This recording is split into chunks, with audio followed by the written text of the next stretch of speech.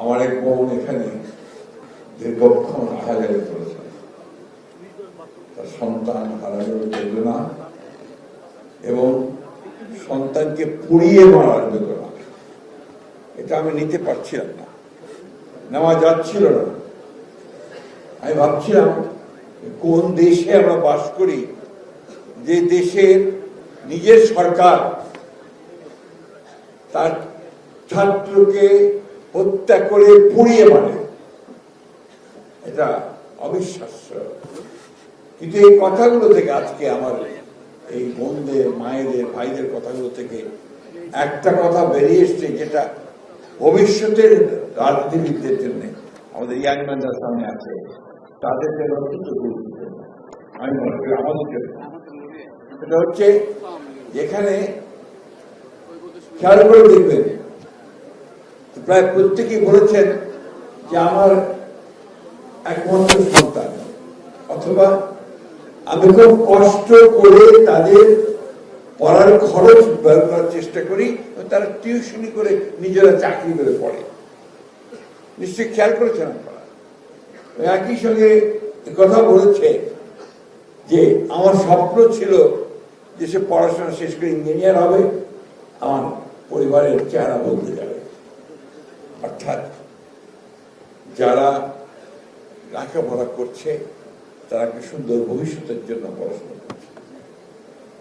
আজকে হাসিনা এই ফ্যাসিজম দিয়ে গোটা বাংলাদেশের মানুষকে যেভাবে তাদের সমস্ত আশা আকাঙ্ক্ষা চূর্ণ করে দিয়েছে, ঠিক একইভাবে আমার এই মা বোনদের আশা আকাঙ্ক্ষা সম্পূর্ণভাবে চূর্ণ করে দিয়েছে।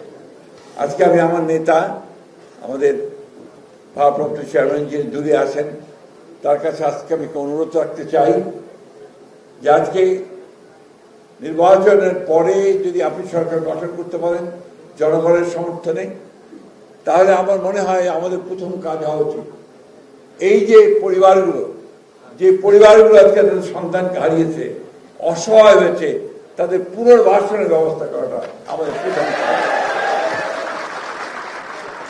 সেই সঙ্গে আমি আরেকটা প্রস্তাব রাখতে চাই।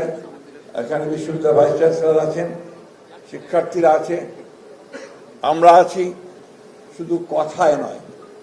আসুন আমরা এদের জন্য, এই পরিবারগুলোর জন্য একটা ফান্ড তৈরি করি, যে ফান্ডের মধ্যে দিয়ে আমরা তাদেরকে সহযোগিতা করতে পারি।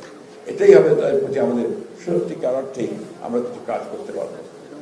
তৃতীয়ত সবশেষে যে কথাটা বলতে চাই, ডক্টর মহিন খান বলেছেন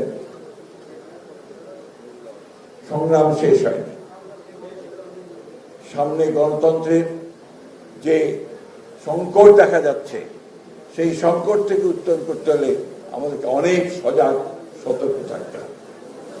আজকে গণতন্ত্রে উত্তরণের যে স্বপ্ন আমাদের, সেই স্বপ্নকে বাস্তবায়িত করতে হলে আমাদেরকে আরো সজাগ হয়ে, আরো সতর্কতার সঙ্গে আমাদেরকে ভবিষ্যতের দিকে কাজ করতে হবে।